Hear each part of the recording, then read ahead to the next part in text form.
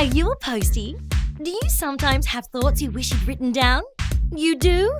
Sounds like you need Postie Notes. Postie Notes are the perfect paper solution for posties on the run. Postie Notes come in a range of colours and are perfect for haiku, to-do lists, or even passive-aggressive messages to householders about unruly dogs. Posties, grab a pad of Postie Notes today. Please note Postie Notes are similar to but legally distinct from Post-it notes. Something terrible happened in the Lamborghini car wash in Dunedoo. Somebody farted. The victims, the Waft family. The perpetrator. Nobody knows. And that's where we come in. We're the listies. I'm Rich, and this is Matt. And my name is Matt. Or is it? Come with us as we investigate the suspects, sniff out the clues in order to get to the bottom who did it. Welcome to Who Dealt It. Episode 2, The Investigation. Time to talk to law enforcement. Who was the constable to be first on the scene that day? What was their name? Who? The constable. Who? Constable who? That's what I'm asking, Rich. What was the name of the constable? No, not what. Who? Exactly. Who? No, let's move on. Okay. What must it have been like to bear witness to the events of that day? Let me paint a picture for you. Rich, this is a podcast, so people won't be able to see it if you paint it. Okay, I mean... Maybe just use words, like talk through it, like, I was there and I walked along. Okay, that's what I was going to do. Okay, it's a picture with words, okay? The Waft car sat in the car wash. Through the foggy windows, Constable Who saw the outline of the Waft family. She opened the door, then it hit her. The smell. A putrid, rank offence. A visceral, awful... Whoa. What? This is going to get a bit too much for some of our more sensitive listeners. So do you mind if I maybe just kind of censor out some of the more full-on bits? Okay, so I'll just keep painting the picture. Okay. To describe it all would be impossible, but I will anyway. It smelled like a wither that had some sort of on it. Is this okay? Yeah, it sounded good. Okay. Perhaps it was or even a, that had been in the microwave.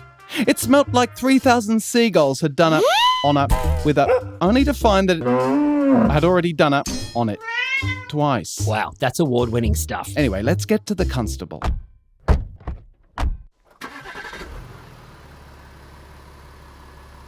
Well, firstly, thanks for agreeing to take this drive with us today, Constable Who. I thought returning to the scene of the crime might spark some memories. Also, Rich lost the keys to the podcast studio. Shh, Matt, we're going to have to edit that bit out. Okay, what's editing? It's always a pleasure to help aid any investigations, especially ones into incidents involving members of the community. What's she on about? That's just how the police speak, okay? Now, Constable Who, tell us about that day. It was the end of February, at 6:30 at exactly 6:30 when I first received notification. Welcome to Taco Burger. We'd like to place order, please. Matt, we can't go through the drive-thru. We're making an award-winning podcast. Rich, I'm not going to be long. I just want a quick chuckle box. Does anyone else want anything, Constable? Don't be ridiculous. Constable Who is a respectable member of the law enforcement community. She does not want... Roger that. I'll have a chuckle box too. Okay, 2 chuckle boxes, thanks.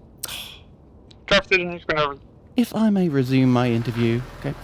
Constable, the initial investigation. What were the significant clues that led you to the... Here's your chuckle boxes. That's $25, thank you.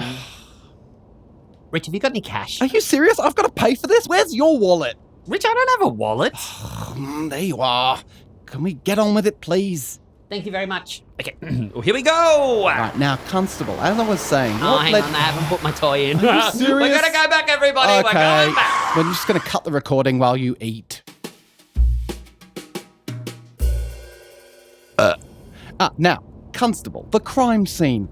Walk us through it. Negatory, I can't walk you through it because we are currently in a seated position, but I'm happy to talk you through it. Okay, go ahead. I was on an official police trip to the milk bar when I heard a 774 over the radio. Ooh, a 774. Is that like police code? Negatory, it's the local ABC radio station. The DJ said there was a kerfuffle at the local automotive sanitation station. Do you mean the car wash? Affirmative. The Lamborghini car wash, to be exact. Know it. Love it. A queue of cars was banked up waiting to use the automatic car wash, causing a traffic jam. Strawberry jam? I understand that is a joke, and I find it amusing. Matt, stop interrupting. Go on, please, Constable. In the car wash, there was a stationary car that was not moving. Ooh, interesting. What did you do then? Tell us exactly, step by step. I approached the car by placing my left foot in front of my right foot. Then I put my right foot in front of my left foot, and then my right... Yeah, that's just a bit too exact. Oh, hang on, Rich. I'm interested in where this is going. I observed the car, using my eyes. Inside, I could make out the outline of 4 persons of the human persuasion and 1 dog person of the dog persuasion, none of whom were, in fact, moving. I can't imagine what was going through your mind. I can, Rich. Was it thoughts, Constable? Affirmative. I immediately called for backup. On my radio, I approached the vehicle, this time placing my right foot in front of my left, and then my left foot in front of my right, and then my right... Yes, but then what? I opened the driver door using my hand, and that's all I remember.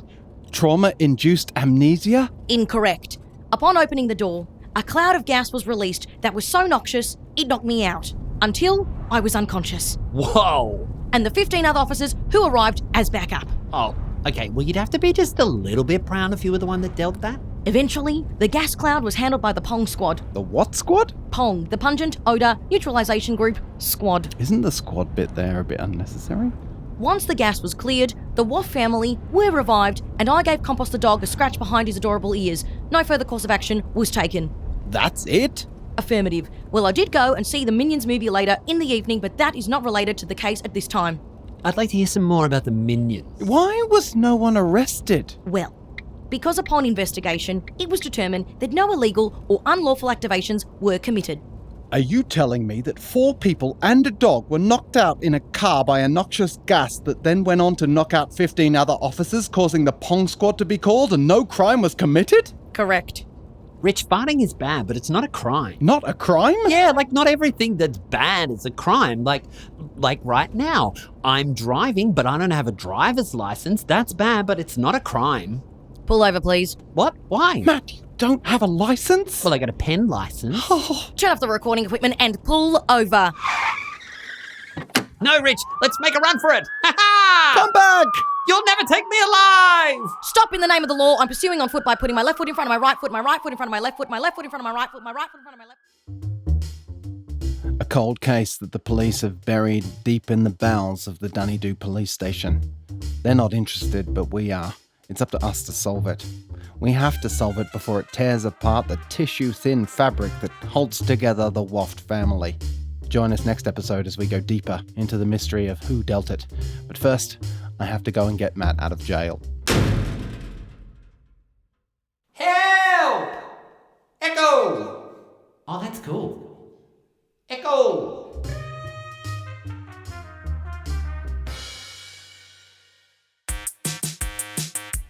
Who Dealt It was written and performed by us, the Listies. With additional voices by Olivia Charalambos. Thomas Kunz recorded and made the sound design. Big thanks to the City of Melbourne Arts Grants Program. We are always on the road performing live, and in the next couple of months we're going to be at Byron Bay, we're going to be in Penrith, we're going to be in Edinburgh, and also Darwin. Check our website for details. Yeah, see you there. Bye! Bye! This podcast was written and recorded on the lands of the Wurundjeri of the Kulin Nation.